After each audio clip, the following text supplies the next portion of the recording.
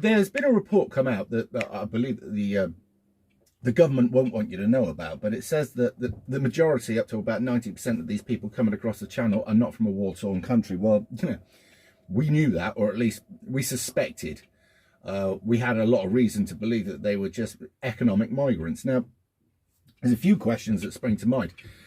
If these people that are from countries that actually are applying to join the EU as we speak at the moment, okay, if they've got the ability to apply for a visa under, say, for instance, farming, right, where they can go and apply for a visa to pick fruit and work on farms during the summer or whatever, they've got that ability to do that, right? And it costs them a couple £100 or whatever it is. I don't know. Why would they be paying thousands to gangs, right, illegal gangs, organised crime, to get across here? And why would they pretend when they come across here that they're from a war-torn country? The interesting question, I mean, I think 40% of them are from Albania, and from this particular one village in Albania where they track some of them back to, every family member there wants to send their kids to the UK. This is their goal. And when you ask a kid from that school, they say that they want to come over here, and they draw pictures of boats. Now, the family members want to send their kids over so they can send back money and come back with flashy cars. So that's literally, when our money goes overseas like that, and this is one of the problems, it affects our economy. I mean, our economy's buggered anyway, right? But however, the other question is, if you could get over here through a visa, which wouldn't cost you very much at all, why is it you would want to pay an illegal organised gang, right, organised crime, thousands to get you over here? Why would you also want to pretend that you're from a war-torn country and lie? If your intentions are honest, why would you lie? Well, here's a few ideas that I've thought about, right? One, they're a fucking invading army. They're all from Islamic countries, or predominantly Islamic countries, and they're an invading army. That's number one. Number two, when they come over here, they don't actually have to work for all that money, and they can still send some of it home because they're on a good old grift, right? Just think about this. They get X amount of spending money. They get put in a 5-star or a 4-star hotel. They get given mobile phones. They get given free dental care, health care. They get given money for, I don't know, medicines, all sorts of stuff. You know, they get their prescriptions paid for. There's so many other benefits. Oh, and the other thing is we need to teach them to drive so they can go out and get a car. Oh, we got to get them a car as well. You're not fucking stupid. So at best, the ones with the least bad intentions just want to rip this country off and bleed it dry. At worst, we've got an invading army. Now, I would imagine that the Home Office and that kind of people have been capable. They knew about this. I would imagine that they're absolutely mortified now that this has come out. And what they're actually going to try and do is dress it as people who are just seeking a better life. And anybody that's got a problem with that is a racist. Fine, I'm a racist. I don't give a shit. And if you don't like these people, you're bigoted. Yeah, fine, call me that. I don't mind. Do you know, to be called a racist and a bigot these days is a fucking badge of honour. However, everybody who doesn't want these people coming over isn't particularly racist or bigoted. They can see the bigger picture. Imagine, right, our people not wanting to live in their countries because their countries are fucking awful to live in, right?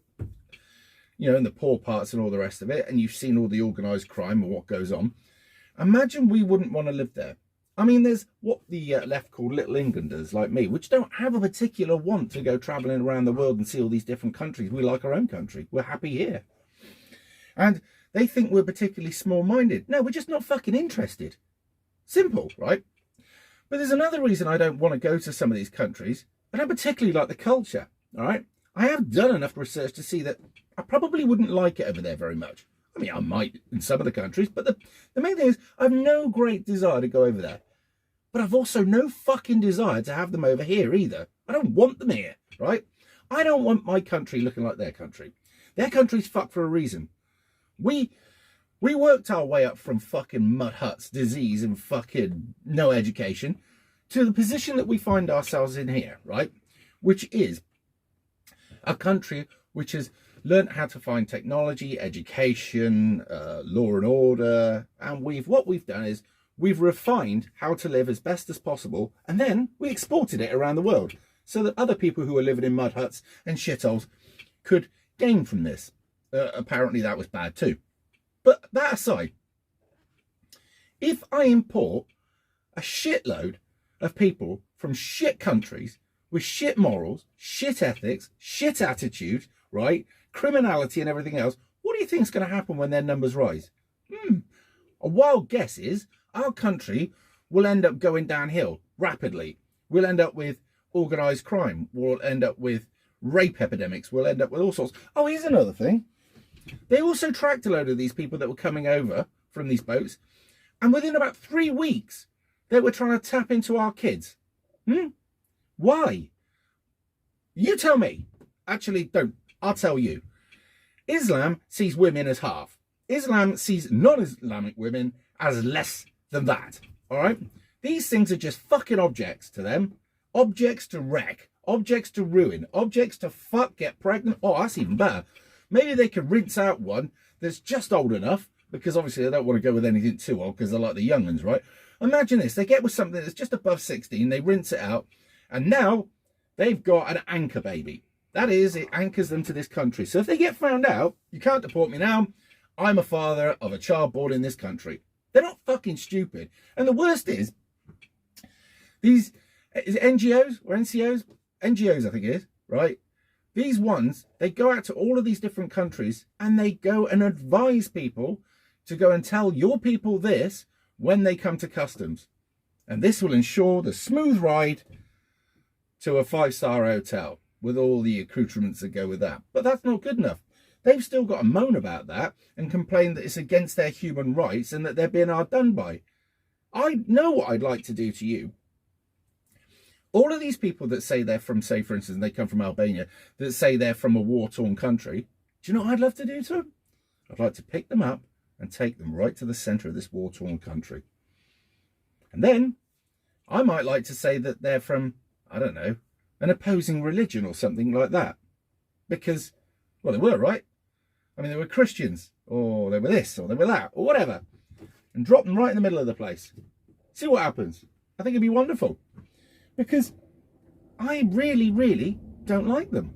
And I don't like them for the fact that they've lied to us. I don't like them for the fact that they have the worst desire for this country. I don't like them for the fact that they want to rape us, right, of our resources, finances, and some of the people that live here. I don't like them for these reasons.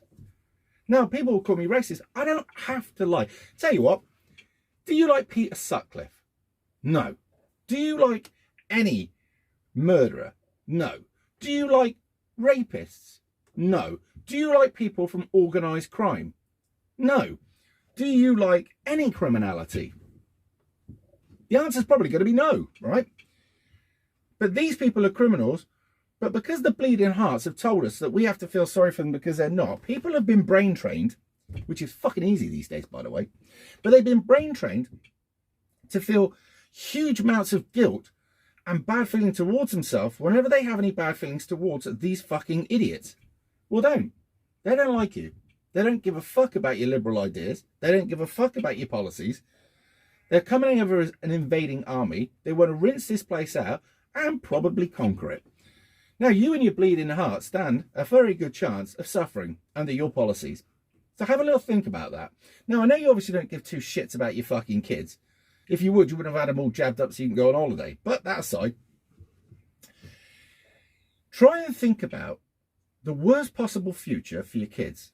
Do you feel good about that? Are you okay about that? Is that something that doesn't have a problem? You can sit well with that. If it is, you really need to look at yourself. If it isn't, then maybe you want to start putting some pressure on the powers that be, the Home Office, whatever, Home Secretary, I don't, you know. I mean, Priti Patel, her and her crew will know all about this. The Civil Service will all know about this, right? The people who are working for the RNLI, they knew about it, right? All of these people.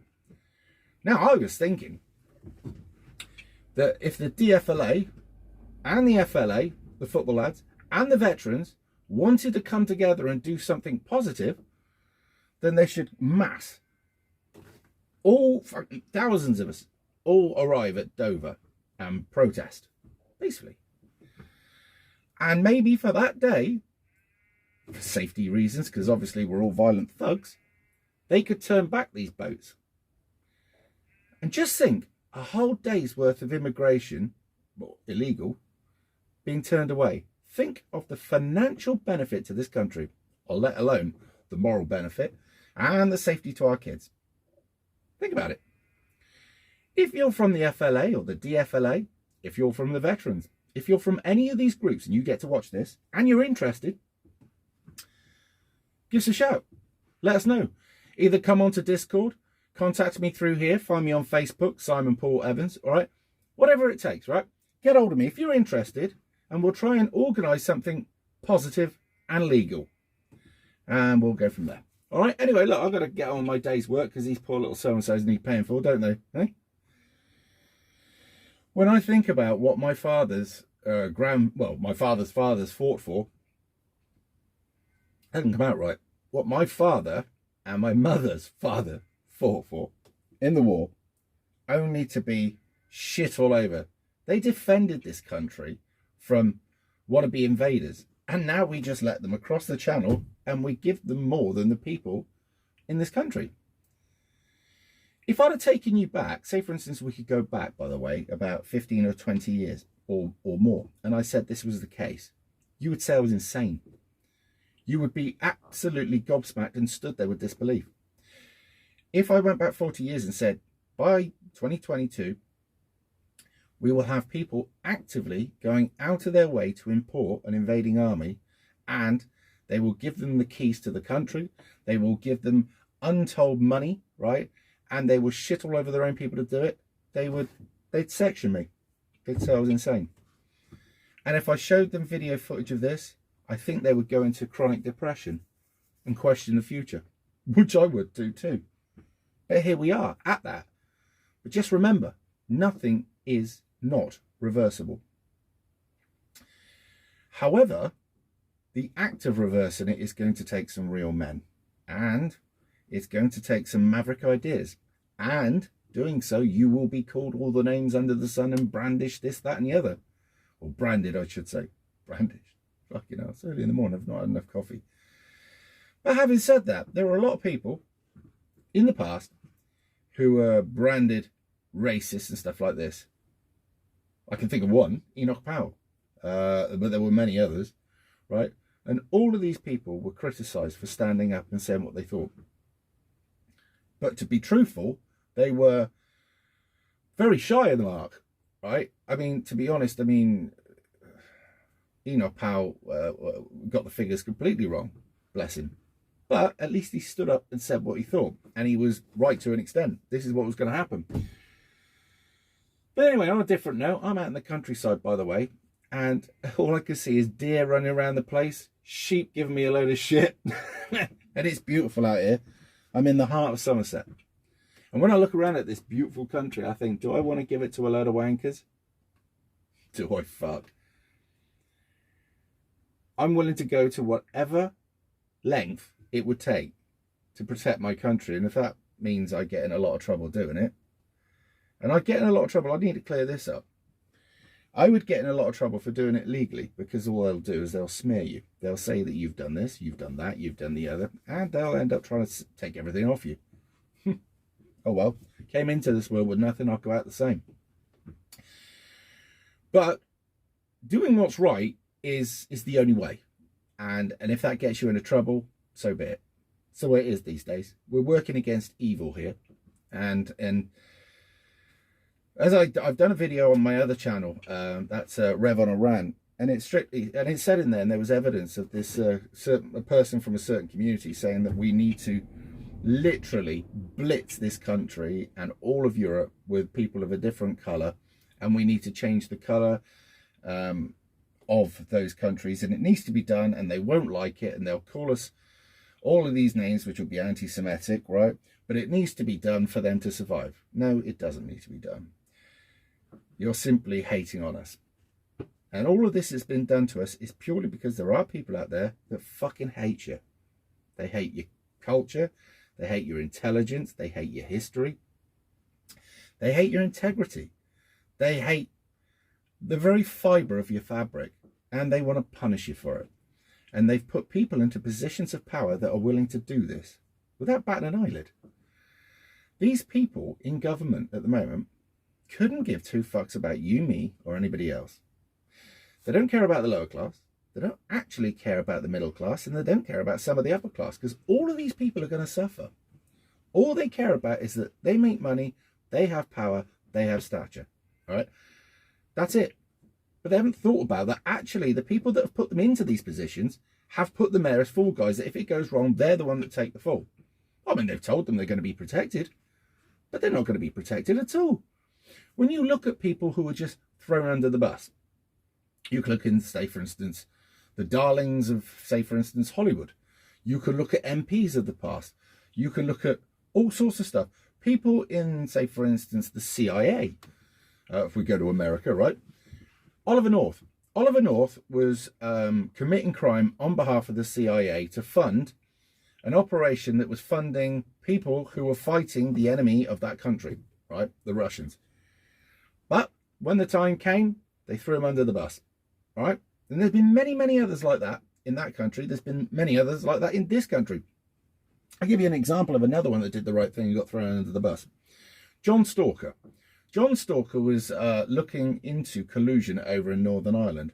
And when he actually found it, by the way, then the powers that be within our country ruined him rather than let the truth come out, because it was awkward truth. But our country, its politics, its army, its intelligence has been involved in criminality, right? They're there allegedly to fight it and stop any threats to our country. Some of the biggest threats to this country and America are its own intelligence. Its own intelligence will know all about these people coming across the channel and what they want to do. Okay? And they do nothing about it. In fact, they encourage it. And you have to ask yourself why. Why is it our country, our government, or I shouldn't say our country, why is it our government, its security forces and its intelligence are aware of what's going on and willingly let it happen? When you actually come to terms with the fact that we are being persecuted and they want the worst for us, it's a bitter pill to swallow.